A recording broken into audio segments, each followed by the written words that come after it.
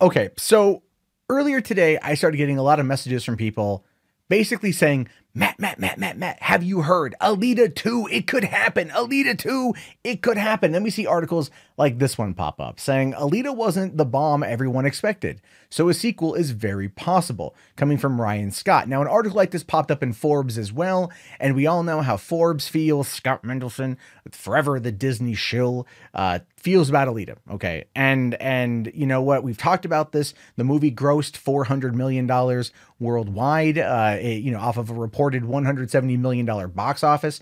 We know that that's not like a lot of profit, if any at all. The movie should ultimately break even. So then the question becomes, what about a potential sequel? And this is where people are saying, like, they're hopeful, and that's good. I want to point out real quick that you being hopeful of a sequel and you pushing as hard as you're pushing for a sequel is probably the reason why I started this channel. I just want to make that abundantly clear. While there is a lot of drama in movies and while there's a lot of craziness in movies, the love of movies is why I want to make $3 Theater a success, why I put in as much effort into this as I do anything else I cover, why I've been building it up now for over 2 years.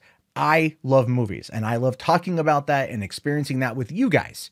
So you being hopeful makes me very happy, because oftentimes it's very easy to get bogged down on this platform with nothing but constant negative news coverage of movies or entertainment or people. And it becomes just, it becomes a grind. And I try not to do it, even though I've fallen into that trap a couple times.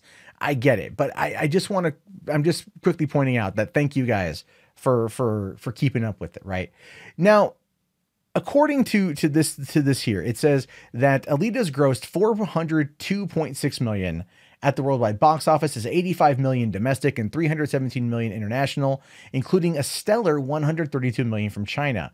But even with the reported $170 million production budget, after theaters take their cuts, the movie should break even thanks to, in some part, to tax credits. That still leaves any home video revenues and merchandising money on the table. While those will be relatively minimal, it means that this ambitious blockbuster may defy the odds and actually make a little money. Emphasis on a little once the marketing budget is recouped, but that's still a big deal. And considering how many movies these days don't make money, which is a lot of them, by the way, a lot of them don't make money at all, period. The most of them are just write-offs, but they still, rely on home video sales. That was one of the things with Ghostbusters 2016, by the way. Like it failed at the box office worldwide. Paul Feig was like, listen, if you want to see a sequel to this movie, you got to go and buy the movie on home video when it comes out. All the Holtzman fans out there, i.e. all the Kate McKinnon fans, because she was the best part of the movie, outside of Chris Hemsworth, go out there and buy the movie, buy the movie, buy the movie. And then no one ultimately did, and no one ultimately is still, nearly 3 years later buying the movie. But Alita is a different story. As I've mentioned, turning something into like Alita Day, whenever the movie is going to come out on home video, which is reportedly sometime in May, having everyone buy one copy for themselves and then buy one copy for their friends who haven't seen the movie would be a really good way to boost those numbers. It's a really good way to look at it, very similar to Dredd in 2012 and the movement that went around that trying to get a sequel. Now, I bring up Dredd every time I talk about this because I want to remind you that while it is great to have these thoughts, there is that reality.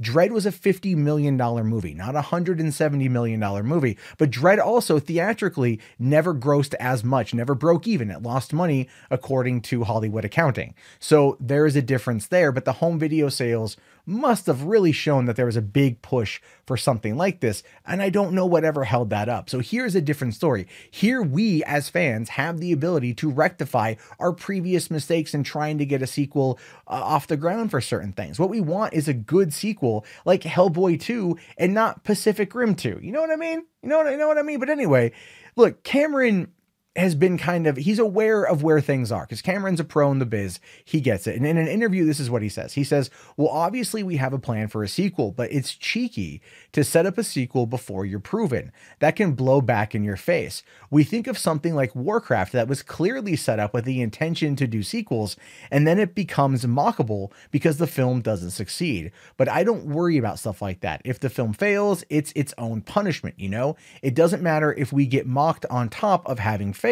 It doesn't matter, I guess, but at the same time, it kind of matters. It kind of matters a little bit. You know, a lot of people out there want to see this be a success. They want to see this be a big thing. They want to see this be a movie that becomes its own series, and it can. The fans can come out, but the fans have got to talk to other fans and not just like pedantic yelling at each other on the internet. This is boots on ground type shit. You got to get your family involved. You got to multi-level market this crap to people. You got to sell them on this movie like it is literally going to be the best thing ever. This movie is going to be better than sliced bread. This movie is going to, you know, it's going to cure cancer. That Alita is going to come with a freaking fleshlight version that's going to give you an HJ through your pants. Like that kind of salesmanship is going to be required in order to sell this movie to your friends and family for it to get enough money for a sequel. Now, I don't know what merch one can buy. I haven't seen any merch on it. So we're really at this point relying on the home video market, digital, DVD. I'm going to pick up the 4K version when it comes out. Hopefully there's a cool steelbook that comes out with it. And that's what I'm looking for. And then if I have the money, I'm going to buy, I'll buy a couple of them. I might even give one away here on the channel. So that's my plan. That's my goal, but I leave it to you guys. Your thoughts, your opinions. Do you think that we can successfully make this movie make enough money on home video to be profitable enough for Disney and James Cameron and Robert Rodriguez and Fox to sit there and go, a sequel is a viable option? Is it possible? Let me know in the comments below. I'll talk to you guys later. Have yourself a great day and peace out.